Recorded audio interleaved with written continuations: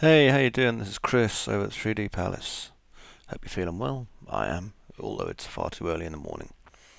Okay, this tutorial is a replacement for the, as of now, about 7-year-old minigun tutorial on 3D Palace. And what I'm going to be doing is obviously showing you how to make a minigun. Now, this tutorial is aimed at people who are moderately new to Macs. Although, you'll probably find yourself having some benefits from picking up some of the stuff in this. Now, if you've watched the basics tutorial, you're going to find this fairly easy to pick up. If you haven't and you're having difficulty, go and watch the basics tutorial. It costs nothing and you can download it for free. And you don't even need to be logged in. That's how easy it is. Okay? Right. So a quick discussion on what we're making. The minigun is a good choice simply because, 99, I think it is, out of 100 3D Palace or 3D artists in general are, tards who absolutely love the film Predator, and so the minigun's really an obvious choice. Now, this is the General Electric minigun. I don't know which one it is in particular, by Degroat Tactical Armaments. You can actually buy these in America, which says a lot, really. You can actually see this scrolling up on the left here. There you go. They're out of sample miniguns at the minute. That's terrible.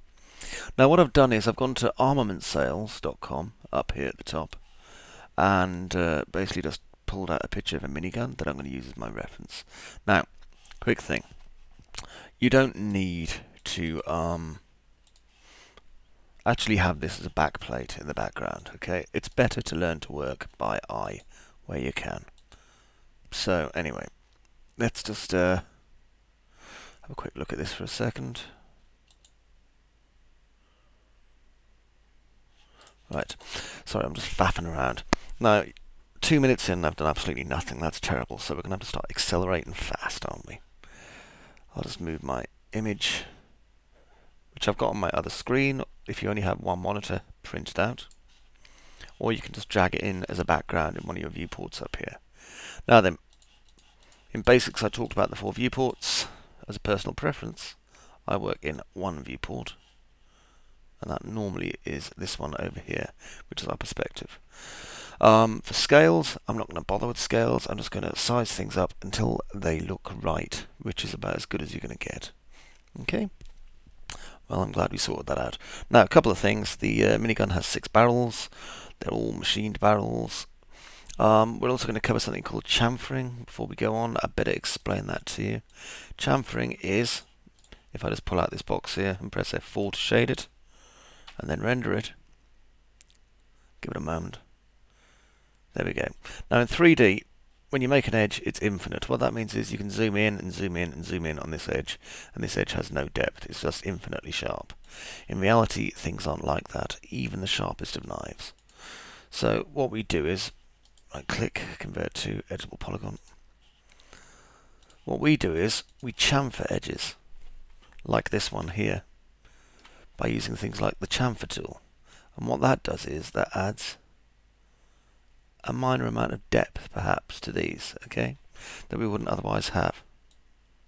There you go. So now when we render it out, you can see that this edge here picks up the highlight, and it doesn't look so infinitely sharp, and it doesn't make the object look so flat by comparison. So that's what I mean by chamfering. Now, this is still my one of my older workstation here, so it's a little bit noisy. So I do apologise if it explodes mid-tutorial. Okay, anyway, let's get busy. What we're going to start off with first is a cylinder. You may be asking why we're not starting with a tube. We don't really need a tube. We can make a cylinder into a tube easily enough anyway. Okay, now wait for autosave to do its thing. And then it's going to grab one barrel, bring it up to here, pull out a bit. And now I'm going to start adjusting the height. Okay, and this will be obviously the internal barrel of our minigun. Now then, I only want one height segment, and I'm going to make 24 sides, like so. Now, because I want to work at a much higher scale, because working at a higher scale is going to make things a bit easier for me, I'm going to add, well, I'm going to move the decimal point, basically. There we go. And this one as well. And all this is doing is basically increasing it by an order of 1 decimal point. There we go. And this will make things a little bit easier for us when it comes to working on the end of this. Right click, convert to editable poly. I'm going to call this barrel 1. Okay, like so.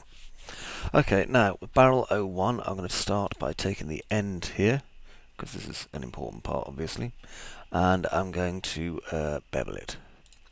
Beveling will allow me to create kind of a live chamfer as I go along anyway. And as you see, because I've scaled it up, it means I'm getting some flexibility. Now, for those of you who have never done loose chamfering, which is what I'm doing here, or freehand chamfering, it allows you to put in an awful lot of detail in real time without having to worry about measurements and things, which allows you to get a lot more detail into your model quickly. As you can see, if I just do things like this,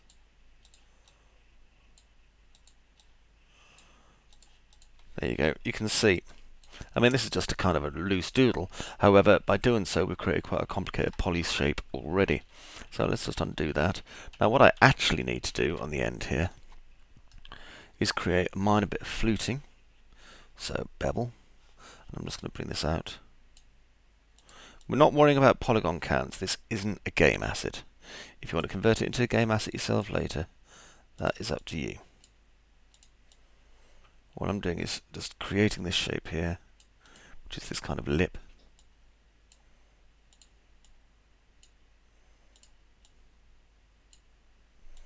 Okay, and then I'm going to bring it to the end, which is where we have this kind of flared taper here. And then I'm just making a little bevel in here, like so. Now remember, if you don't know or understand why I'm doing this, you should go back and watch Max Basics 1, get used to the whole beveling idea, and then come back and see us. Okay, so there we go. I'm going to have a kind of finite gun here. If you look inside, finite gun, sorry, we kind of have a finite length gun barrel here with the depth only that much, but if I select it, pull it down, we can bring it all the way to the end of here.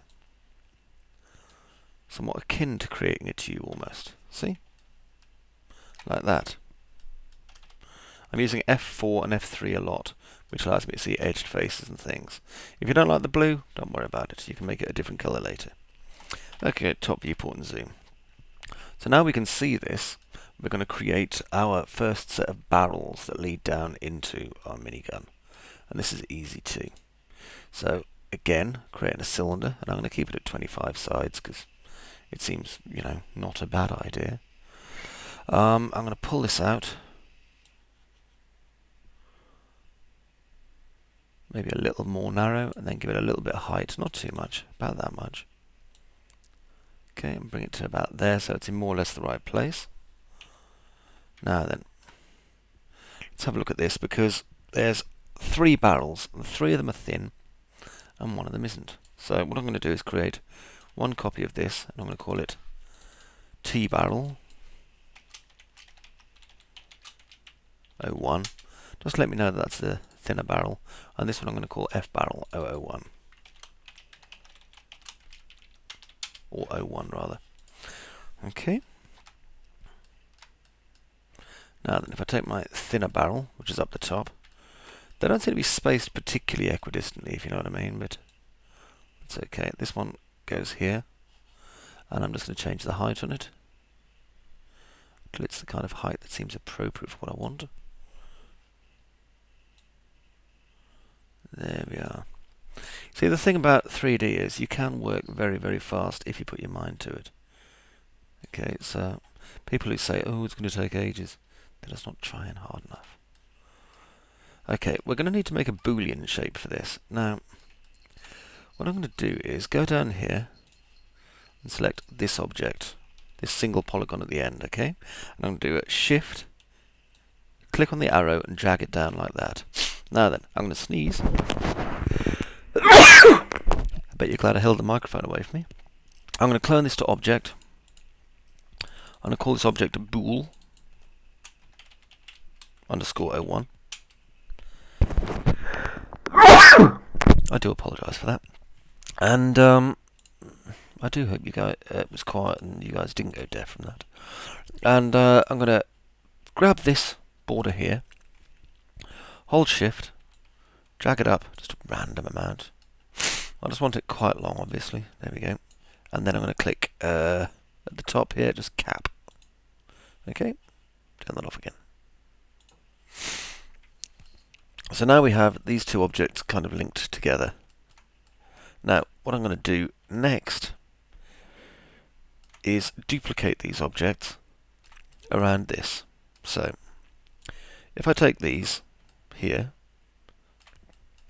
what I want to do is affect pivot only, and we've got two pivots there.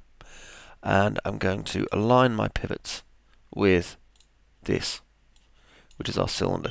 Now you'll notice obviously this is dropped into the right position already, because I have an aligned position on XYZ. Click OK. There we go. Okay, so that's in the right place. Now, what we need to do next is, if I do a calculator, so I'm just opening Windows and opening my calculator, is if you take 360 and divide it, slash, by 6, you'll see it's a 60-degree increment between each of these. So to get that, all we have to do is select these,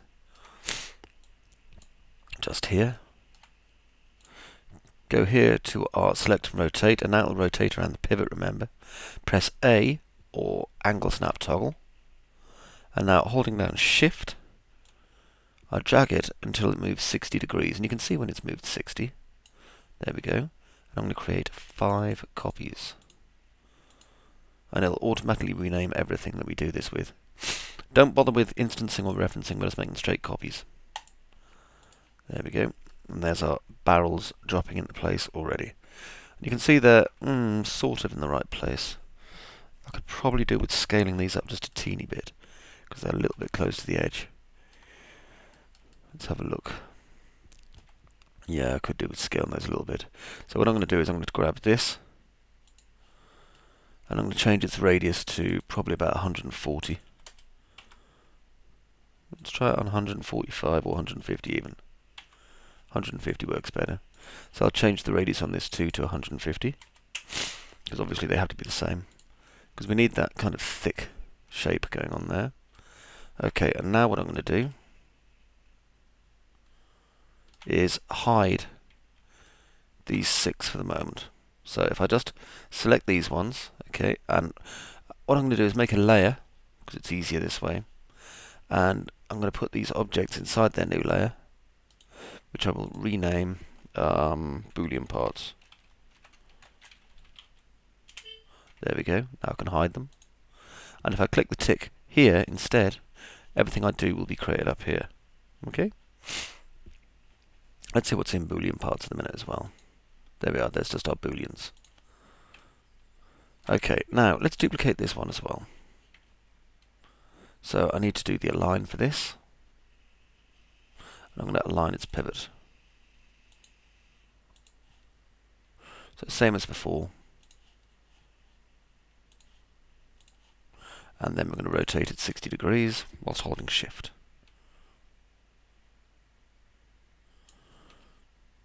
Five copies.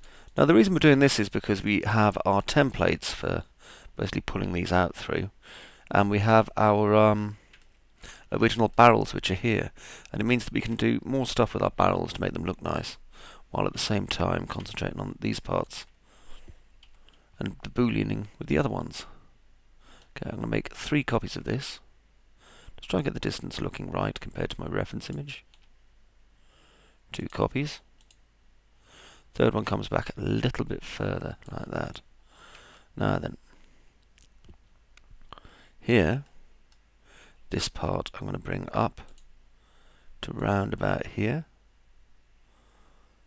like so, and then if I grab it and shift and pull down,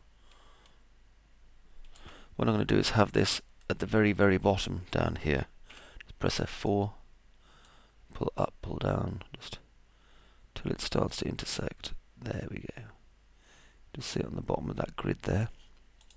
Okay, and that becomes kind of the rear face of the gun. Now I'm going to right click Convert to Editable Poly, and at the bottom of this I'm going to select this polygon here and just push it up a bit. There we go. Okay, so our barrel's starting to come together, as we can see. Obviously we're going to need to kind of chamfer and add some detail to these, so we'll do that now as well.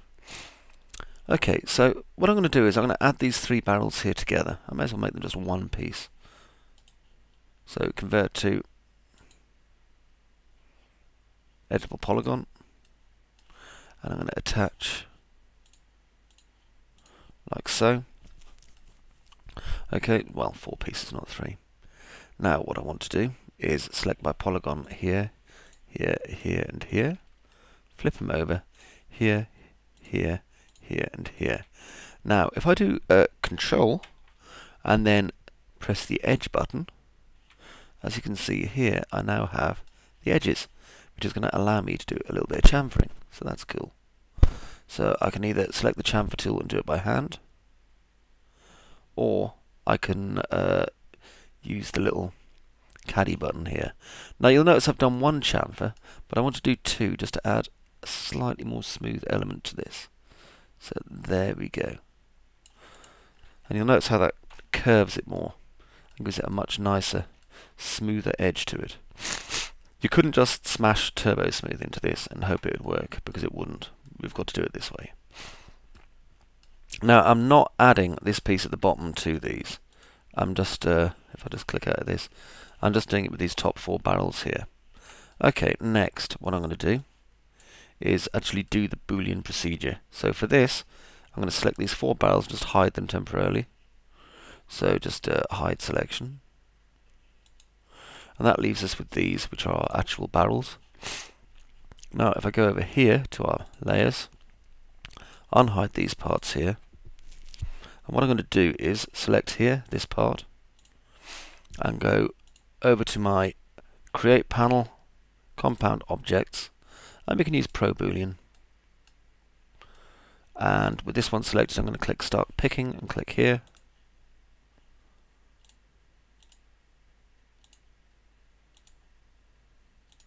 There we go. So as you can see, it's cut through them moderately smoothly.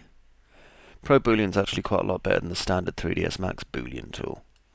Okay, so with those gone, I can now turn off Start Picking, and I'm going to convert it back to an editable polygon. There we go. Now those lines that it's put there are just so it can close its polygons off. It's an automatically generated thing. However, it hasn't created a load of mess like it usually does, so you can be quite pleased about that. Now, what we need to do here, ideally, is select these parts and bevel and chamfer those too, because it will make them look smoother. So let's just select those. And what I'm going to do here is select by polygon. And if I control and select, you'll notice our edges are all selected here, which we don't really want. So we're going to have to try and find a way to either not select those or, do it manually and select these around the edge. To be honest, it's going to be easier just doing this in a manual way though. So hold down Alt and just deselect these parts. Alt is of course the new deselect tool for 3ds Max, and you can actually marquee deselect too, like this, which makes things a lot easier, as you can see. Well, before we do that, let's select all the parts we need. So that one, flip it over.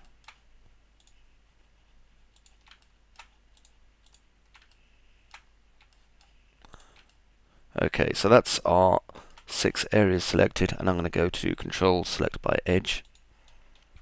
There we are. And now what I'm going to do is hold down, this is so useful as well, hold down the Alt button and marquee deselect, like so. And I'm pretty sure you can see that we're literally deselecting the edges we don't want. This is a great time saver. One of those things originally I found in 3ds Max that I couldn't really see a great need for when I first saw 3ds Max 2012, and now frankly it's one of those tools that is so useful. Okay, drop back into perspective, and as you can see, it's deselected all the parts we don't need now. So now I can just move into a small chamfer and chamfer all these holes at once.